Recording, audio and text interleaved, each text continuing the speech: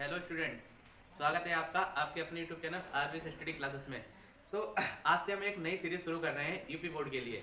UP board का जो 12th की केमिस्ट्री है, 12th की केमिस्ट्री का जो महत्वपूर्ण टॉपिक है, महत्वपूर्ण क्वेश्चन है जिन्हें पेपर में पूछा जाता है, बार बार पेपर में आते हैं क्वेश्चन, उनको हम टॉपिक वाइज, उनको हम चैप्टर वाइज क्या करेंगे, उनको क्लियर करते चलेंगे। और ये सीरीज तब तक हमारी चलेगी जब तक हमारा यूपी बोर्ड के पेपर नहीं हो जाते हैं। तो इसलिए आप लोग इस पर चैनल पर बने रहिए और केमिस्ट्री के द्वारा जो पूछे जा रहे क्वेश्चन है उनको आप इसी से रिवाइज करते रहिए, इसी से इसका अध्ययन करते रहिए। और इतना भरोसा तो हम दिला सकते हैं, अगर आप हमारे साथ लगे रहे, हमारे साथ अगर इस पर बने रहे, तो हम आपको अच्छे से अच्छे नंबर प्राप्त करने का, अच्छे से अच्छे नंबर लाने का जो सोल्यूशन है, जो उपाय है, वो हम आपको बताते चलेंगे। और आप कहीं ना कहीं आप अगर बने रहे तो आपके यूपी बोर्ड में अच्छे नंबर ला पाओगे। तो इसी क्रम में हम शुरुआत करते हैं।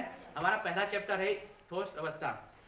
पहला हमारा चैप्टर है ठोस अवस्था। तो ठोस अवस्था के बारे में, ठोस अवस्था से जो महत्वपूर्ण क्वेश्चन आते हैं, जो बार बार पूछे जाते हैं, उनको हम पहले देखते हैं। उसके बाद कुछ थ्योरी को इसमें देखेंगे, कुछ थ्योरी के बाद कुछ न्यूमेरिकल भी इसके आते हैं, इससे चैप्टर से न्यूमेरिकल भी आते हैं, तो उनको भी हम डिस्कस करेंगे। तो शुरुआत करते हैं हम जो क्वेश्चनों से, शुरुआत करते हैं कुछ क्वेश्चनों से, इनकी हम क्या करते हैं, शुरुआत करते हैं। तो क्वेश्चन आता है एक हमारा, पूछा जाता है कि कांच को अतिशीतित द्रव क्यों माना जाता है।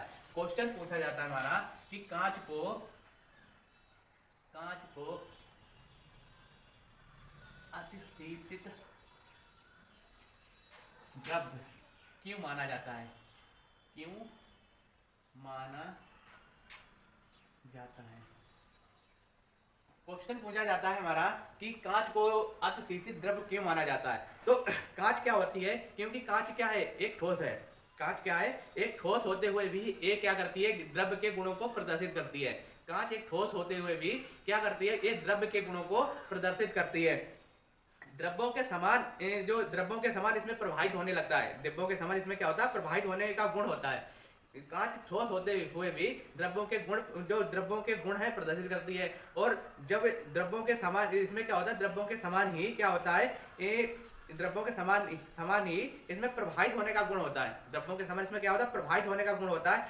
इसका एक गुण पुरानी इमारतों के कांचों में देखा जा सकता है। इसका जो एक गुण है, पुरानी इमारतों के कांचों में देखा जा सकता है। जो तली पर कुछ मोटा होता है, यह केवल तभी संभव है जब अत्यंत मंद गति से द्रव्यों में समान प्रवाहित होता है। एक कब संभव है कि द्रव्यों में क्या होना चाहिए, द्रव्यों में एक कब संभव है कि अत्यंत मंद गति, मंद गति मतलब धीरे धीरे, अत्यंत मंद गति मतलब बहुत धीरे धीरे द्रव्यों में क्या हो रहा है, द्रव्यों में समान प्रवाहित होता है। तो देखो क्या कहा जाता है इसका आंसर है कि क्योंकि एक ठोस होते हुए भी, क्योंकि यह ठोस होते हुए भी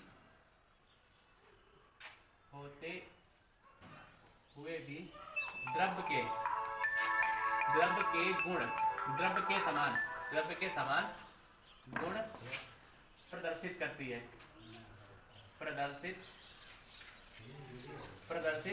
करती है। यानी ये कांच क्या है कि ये ठोस होते हुए भी क्या करती है, द्रव्य के समान गुण को प्रदर्शित करती है। द्रव्यों के समान इसमें प्रवाहित होने का गुण होता है। द्रव्यों के समान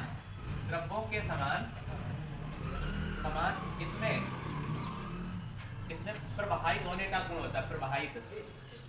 प्रवाहित होने का गुण होता है। इसमें क्या होता है, द्रव्यों के समान प्रवाहित होने का गुण होता है।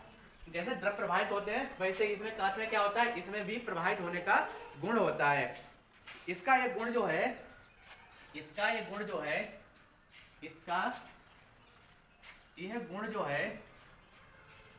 गुण पुरानी इमारतों में खिड़कियों या दरवाजों में लगी कांच में देखा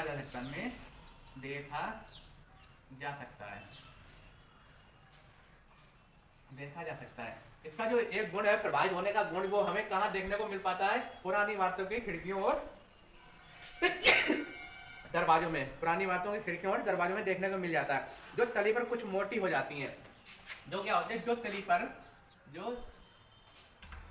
पर कुछ मोटी हो जाती हैं, कुछ मोटी हो जाती हैं। क्या होता है इसके इसी गुण के कारण है, ये कांच के अतिशीतित द्रव के जो है, कांच के अतिशीतित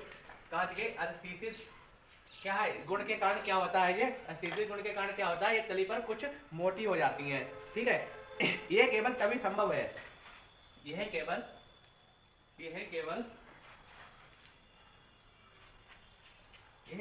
तभी संभव है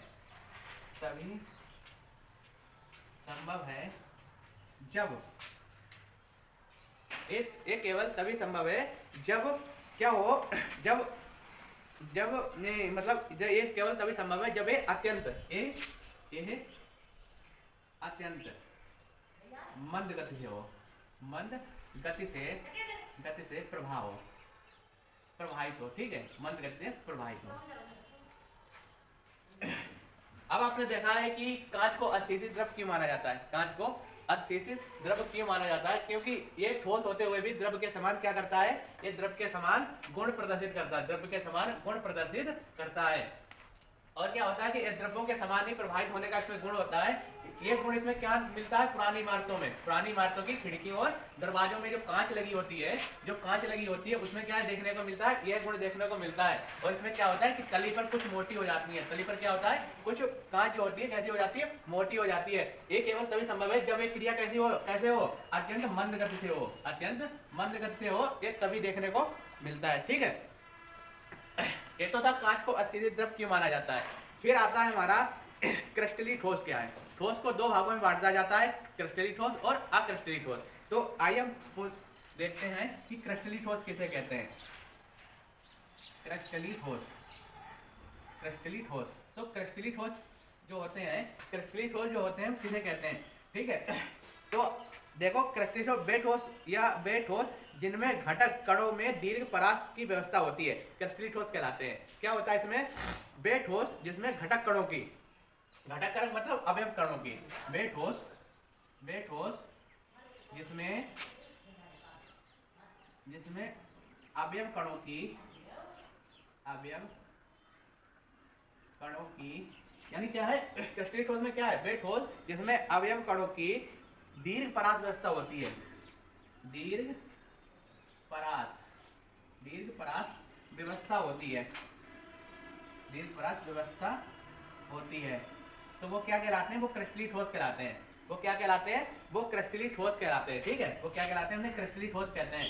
और जैसे क्या होता है, जैसे उदाहरण में देखते हैं, जैसे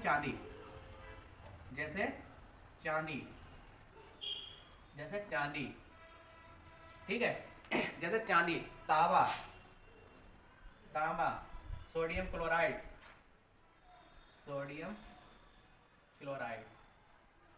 और यही तमाम बहुत चीजें हैं जिसमें क्रिस्टलीय ठोस मतलब क्रिस्टलीय ठोस का जो गुण है, क्रिस्टलीय ठोस के गुण है क्या होता है, अवयवों की दीर्घ परास होता है, अवयवों में दीर्घ परास की क्या होती है, व्यवस्था होती है। ठीक है, तो ये क्या कहलाते हैं, क्रिस्टलीय ठोस कहलाते हैं। फिर आता है हमारा अक्रिस्टलीय ठोस, फिर अक्रिस्टलीय ठोस। तो देखो अक्रिस्टलीय ठोस क्या होते हैं, ठीक है, अक्रिस्टलीय ठोस क्या होते हैं, इसमें अवयवी कणों में दीर्घ परास की व्यवस्था होती है, और वहीं अक्रिस्टलीय ठोस में क्या होगा, ये ठोस अक्रिस्टलीय ठोस जिनके अवयवी कणों में लघु परास की व्यवस्था होती है। यानी अक्रिस्टलीय ठोस कैसे होंगे, अक्रिस्टलीय ठोस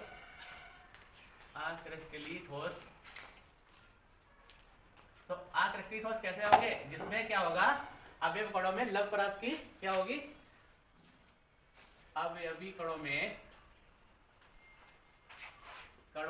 लघु परास की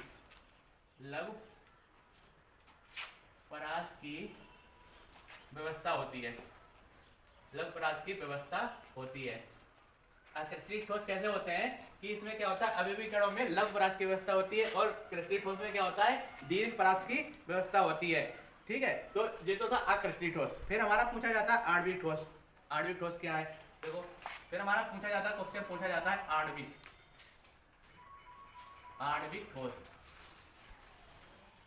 आणविक ठोस क्या है, तो आणविक ठोस क्या है कि जिन ठोसों में क्रिस्टल जालक समान विभक्त अणुओं से बने होते हैं। क्या होता है कि जिन ठोसों में क्रिस्टल जो जालक होते हैं वो समान विभक्त अणुओं से बने होते हैं, तो क्या कहलाते हैं, आणविक ठोस कहलाते हैं। क्या कहलाते हैं, वो आणविक ठोस कहलाते हैं। यानी जिन ठोसों में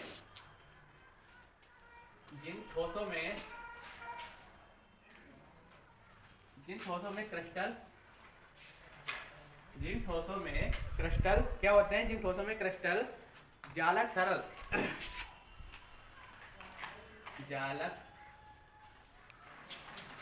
सरल विभक्त क्रिस्टल जालक जो सरल विभक्त अणुओं से बने होते हैं, विविक्त अणुओं से बने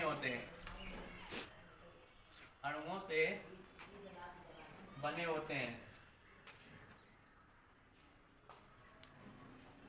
क्या होता है कि जिन ठोसों में क्रिस्टल जालक सरल विविक्त अणुओं से बने होते हैं, तो वो क्या कहलाते हैं, आणविक ठोस कहलाते हैं। वे आणविक ठोस कहलाते हैं।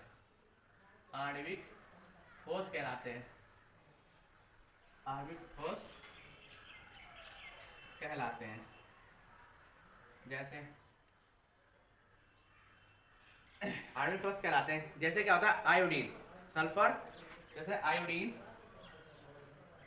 आयोडीन, सल्फर, आज बहुत सी चीजें हैं जिसमें आणविक जल क्या ठोस आणविक ठोस यानी आणविक ठोस क्या है, ये जो क्रिस्टल जालक जो होते हैं, क्रिस्टल जालक क्या कहलाते हैं, सरल विविक्त अणुओं से बने होते हैं।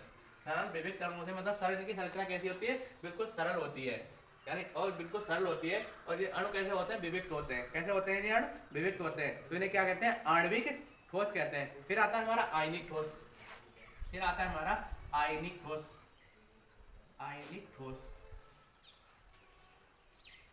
फिर आता है हमारा आयनिक ठोस। तो आयनिक ठोस क्या होते हैं कि जिन ठोसों के क्रिस्टल जालक धनायनों और ऋणायनों से बने होते हैं। जिन ठोसों के क्रिस्टल जालक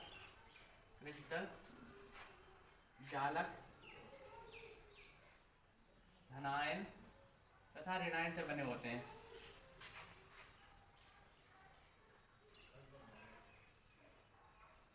ऋणायन से बने होते हैं। ऐसे ठोस क्या कहलाते हैं, ऐसे ठोस आयनिक ठोस कहलाते हैं। ऐसे ठोस क्या कहलाते हैं, आयनिक ठोस कहलाते हैं। ठीक है, जैसे सोडियम क्लोराइड, जैसे आता है, जैसे सोडियम क्लोराइड